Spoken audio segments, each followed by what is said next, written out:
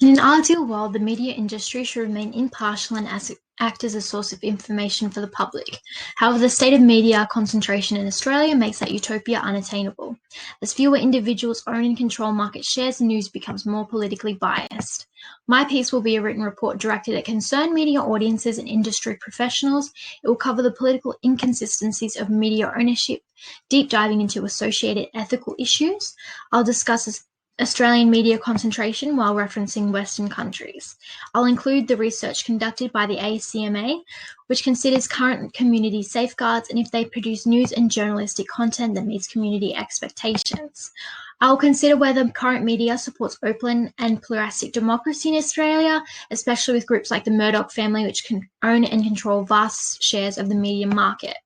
I'll compare this to America's media market, notably the claims made by Malcolm Turnbull that the US Fox News motivated rioters to storm the US Capitol by endorsing proto-facism.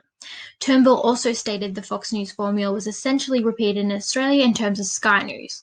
I'll examine the political influence media owners have and how this affects the preservation of democracy and freefall. I'll use Ukraine as a secondary case study, as its post-communist status gives an insight into government-endorsed and privately funded media enterprises and the effects on economy.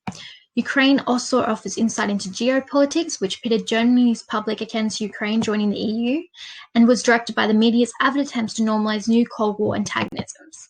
I'll discuss the Piaget theory and the public choice theory, which advocate for state-owned and privately owned media respectively. Our media environment is constantly shifting. Often it can be difficult to differentiate the truth between the constant push of the descending attitudes of media giants. Being aware of where public focus originates is important for the maintenance of pluralism and freedom.